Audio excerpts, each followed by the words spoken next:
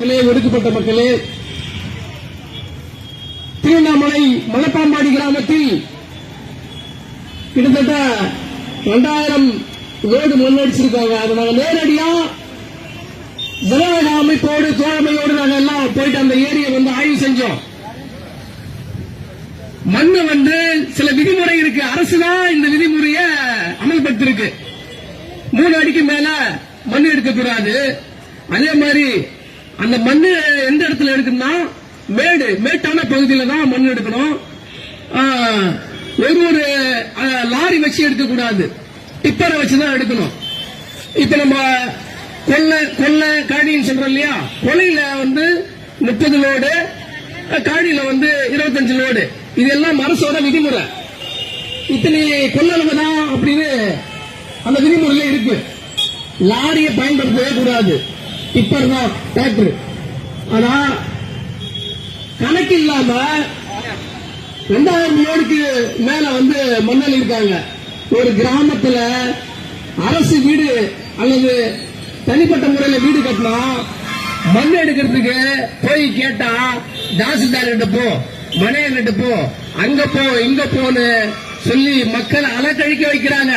ஆனா உங்களுக்கு இந்த விதிமுறை இல்லையா? நீங்க ஆட்சியில இருந்தா, அதிகாரத்தில் இருந்தா என்ன வேண்டுமானாலும் உங்க இஷ்டத்துக்கு செய்வீங்களா? அந்த ஊருடைய மக்களுடைய மண்ணை அள்ளுவதற்கு உங்களுக்கு என்ன உரிமை இருக்கு? நீங்க அமைச்சரா இருங்க, முதலமைச்சரா இருங்க, இல்ல எம்எல்ஏ இருங்க, யாராவது இருங்க, அந்த விதிமுறை அடிப்படையில் நீங்க அள்ளி இருக்கணும்ல. ஒரு மண் அள்ளுறதுக்கு, ஒரு ஊர் வீடு கட்டுவதற்கு மண்ணு கொடுக்காது இந்த அரசு. ஆனா நீங்க ஒரு விஷயத்துக்கு மண் அள்ளுவீங்க. இந்த மண்ணு அள்ளப்பட்டால் அந்த கிராமம் என்னமாகும்னா குடி தண்ணீர் கிடைக்காது. இன்னும் 10 ஆண்டுகள்ல போர் போட்டா தண்ணி கிடைக்காது. அவங்க எங்க போவாங்க? உங்களால காசு கொடுத்து வாங்க முடியுமா? நிலத்தடி நீர் இயற்கை வளங்களை யாராலும் பணம் கொடுத்து பெற முடியாது. இயற்கை வளங்களை சுரண்டுவது யாராக இருந்தாலும் இந்த அரசு கண்டிக்கணுமா இல்லையா? ஆனா அதே அரசு அதை நீங்க செஞ்சா சரி, மக்கள் செஞ்சா அது தப்பா? ஒரு வீடு கட்டுவதற்கு நீங்க கொடுக்க மாட்டீங்க. ஆனா நீங்க போவதற்கு, ரோடு போடுவதற்கும், உங்களுக்கு கரை அமைக்கிறதுக்கு மட்டும் நீங்க மண்ணு எவ்வளவு உள்ள எடுத்தீங்களா? அந்த மக்கள் என்ன பண்றாங்க? எங்க ஊர்ல இவ்வளவு கணக்கு இல்லாம மண்ணல் இருக்கீங்க, அவங்க மீது யாரு நீங்க நடவடிக்கை எடுங்கன்னு சொல்லி மனு கொடுக்கிறாங்க. அந்த மனு மீது டிஆர்ஓ, மாவட்ட வருவாய் அலுவலர் தலைமையில் ஒரு பேச்சுவார்த்தை நடக்குது. ஆனா என்ன அந்த பேச்சுவார்த்தை தோல்வி அடையுது. எப்படின்னா, மண்ணல்றவங்களுக்கு தான் ஒரு சப்போர்ட்டா பேசுறாரு. ஒரு மாவட்ட வருவாய் அலுவலர் பேசலாமா? இதே நான் போயிட்டு ஒரு 10 லோடு மண்ணு அல்றேன், என்ன உடனே கைது பண்ணீங்களா இல்லையா? ஆனா நீங்க ஆட்சியாளருக்காக பயந்துகிட்டு வேலை செய்றீங்க. மாவட்ட வருவாய் அலுவலரே அவர்களே, உங்களுக்கு முதலமைச்சர் உங்களுக்கு சம்பளம் கொடுக்கல, மக்களாகிய எங்களுடைய பணத்தில் தான் நீங்க சம்பளம் வாங்குறீங்க. ஆனா யாருக்காக நீங்க வேலை செய்யணும்? மாவட்ட ஆட்சியாளரும் இந்த கவனத்தை கொள்ளணும். முதலமைச்சர் அவர்களுக்கு இது தெரியுமா தெரியாது. நாங்க போகும்போது ரோடு அவ்வளோ சூப்பரா இருக்குங்க. ஒரு நாள் அவர் போறதுக்காக அவ்வளவு அருமையா போட்டிருக்காங்க ரோடு, தப்பு இல்ல. ஆனா இன்னும் பல கிராமங்கள்ல ரோடு இல்ல, குண்டு குழிமா இருக்கு. பல கிராம சபைகள் தீர்மானம் வச்சிருக்கிறோம் ரோடு போட்டு கொடுங்க.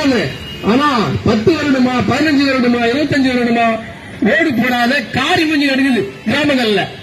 ஆனா உங்களுக்கு மட்டும் போறதுக்கு மட்டும் நவீனமான சாலை போடுறீங்க. அதை போட்டுட்டு 2 நாள்ல ஜேசிபியை வச்சு அந்த சாரை எல்லாத்தையும் சுரண்டுறாங்க. நாங்க அந்த நேரடியா போய் பார்த்தோம். எனவே இந்த அருள் ஆறுமுகம் இந்த உழவர் அமைப்பு சார்பாக இந்த ஆர்ப்பாட்டத்தை அவங்க அறிவிக்கிறாங்க. அதுக்கு முன்னாடியே விடியற் காலையிலே அவங்களை போயிட்டு கைது செய்வது, காவல்துறை செய்வது சரியா? உங்களுக்கு யார் சம்பளம் கொடுக்கிறா? மக்களாகிய வரிப்பணத்தில் தான் சம்பளம் வாங்குறீங்க. இவரு சொன்னாரு, மார்ச் சொன்னாரு, 200 ஆண்டுகளுக்கு முன்பு இந்த அரசு என்பது, அவர் பொதுவா சொல்றாரு எல்லா அரசும், இந்த அரசு என்பது மக்களுக்கானது அல்ல, இது பெரும் கார்பெட் முதலாளிக்கானது. இந்த அரசு என்பது அவர்களுக்கான எந்திரம் சொன்னாரு. ஆனா இந்த சம்பவம் பார்க்க போனா அது உண்மை மாதிரி தானே தோணுது எங்களுக்கு. அது உண்மைதானே? அப்ப ஆட்சி என்பது உங்க கையில இருந்தா நீங்க என்ன வேணாலும் பண்ணுவீங்களா? அப்ப பேசுவதற்கு ஆள் இல்லையா? இன்னொரு உழைக்கும் மக்களே ஒன்று சேருங்கள், ஒடுக்கப்பட்ட மக்களே ஒன்று சேருங்கள். நாம எல்லாம் ஒரு விவசாயி, அங்க 23 விவசாயி கைது செய்யப்பட்டிருக்கான். ஆனா தமிழ்நாட்டில் பல விவசாய அமைப்பு இருக்கு, திருவண்ணாமலை இருக்கு. ஆனா எத்தனை பேர் வந்திருக்காங்க? நீங்க எல்லாம் ஒரு கட்சிக்கு ஆதரவாக செயல்படாதீங்க. இன்னும் ஜனநாயக அமைப்புகளும் யார் தவறு செய்தாலும் அதை தட்டி கேட்கிற கடமையும் உரிமையும் நமக்கு இருக்கு. அப்ப நமக்கு நாங்க திமுக அமைச்சர் நாங்க ஓட்டு கேட்டுருக்கோம். நாங்க நோட்டீஸ் போட்டு தெரு தெருவா வீடு வீடா அமைச்சர் எலெக்ஷனுக்கு திமுகவுக்கு ஓட்டு கேட்டோம். ஏன் கேட்டோம் தெரியுமா?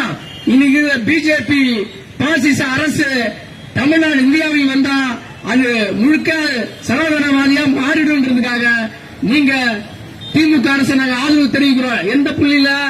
சனாதனத்தை நீங்கள் எதிர்ப்பதை அந்த ஒரே ஒரு காரணத்துக்காக தான் இந்த திமுக அரசை நாங்கள் ஏற்கிறோம். ஆனா நீங்க இந்த மாதிரி விவசாயி மீது பொய் வைத்து போடுவதெல்லாம் எங்களால் பார்த்து கொண்டு இருக்க முடியாது. எங்களுடைய நோட்டீஸே என்ன தெரியுமா?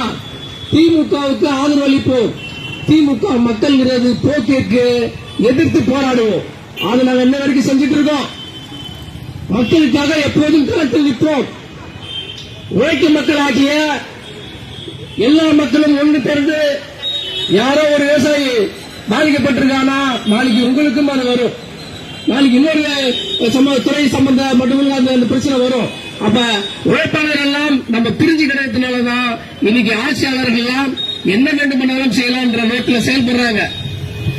அமைச்சர் அவர்களே, இந்த சட்டமன்றத்தினுடைய உறுப்பினர்களே, மாவட்ட ஆட்சியாளர் அவர்களே, நீங்கள் எல்லாம் மக்களுடைய பிரதிநிதிகள் தான். அதை கருத்தில் கொள்ளுங்கள். இது மக்கள் ஆட்சி, இது சர்வாதிகார ஆட்சி அல்ல. ஆனா இந்த செயல்பாடு என்பது சர்வாதிகாரத்தினுடைய உச்சம். ஒரு உழைப்பாளர் சொல்லுவாங்க இலக்கியத்தில், உணவு கொடுத்தாரு உயிர் கொடுத்தோர் என்று சொல்லுவாங்க. 23 பேரை கைது செய்வதனால ஒரு 200 பேர் 1000 பேருக்கு சோறு போனதை நீங்க மண்ணள்ளி போட்டிருக்கீங்க. ஒரு விவசாயி